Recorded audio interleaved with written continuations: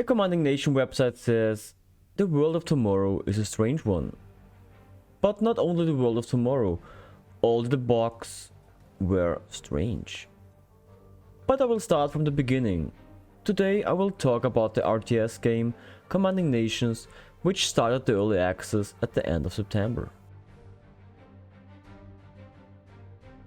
Commanding Nations is heavily inspired by Command & Conquer Generals, which is not a bad thing.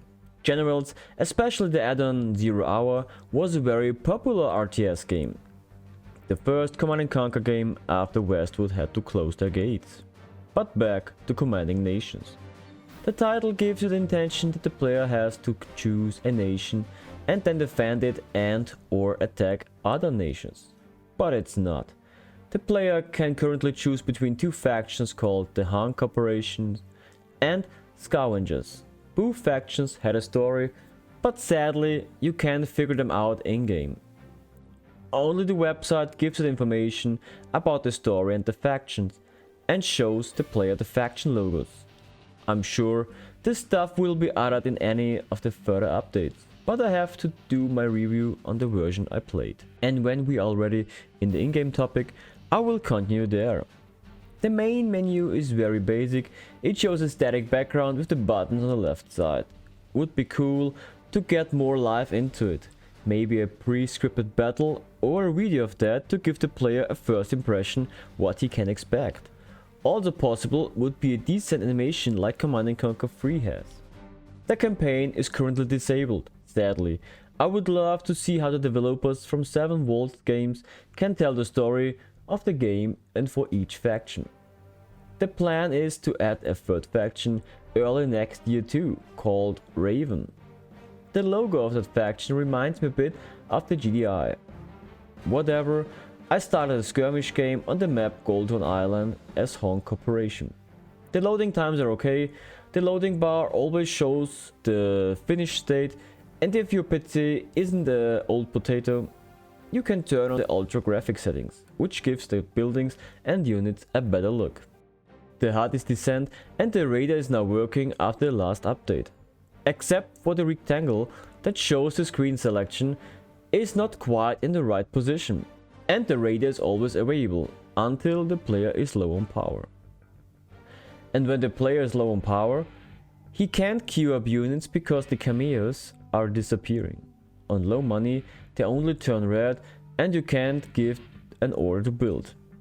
That should be changed in my opinion, but I'm generally not a big fan of the click on the building if you want to build something. I like the Command & Conquer freestyle sidebar where the player can build units and buildings anywhere and anytime. But that is just my personal reference. No, this is the right way to do. To earn money to build units and buildings, both factions need a supply center. The small difference is that the Han Corporation has to build supply trucks, which brings the supplies from the source point into the supply center, and the Scarves are using the same workers as for base building. But this worker has shoes and a soldier-like outfit. Sounds like an upgrade for them. The design of the buildings is good. Every building looks unique, so the player doesn't have problems to find the correct building he is looking for. The same for the vehicles. The Han Corporation has small and big double-barreled tanks, which gives me some Red Alert vibes. The biggest problem on all vehicle models are they have no moving wheel animation. Looks a bit strange, like sliding on ice or something like that, but the devs are already working hard to fix all the small and big bugs. Hopefully they also improve the AI for skirmish games, because in the current state the AI is not really smart. The developers already fixed the bug where the AI doesn't build up a base, but the AI is still sending his troops in one line directly into the opponent base.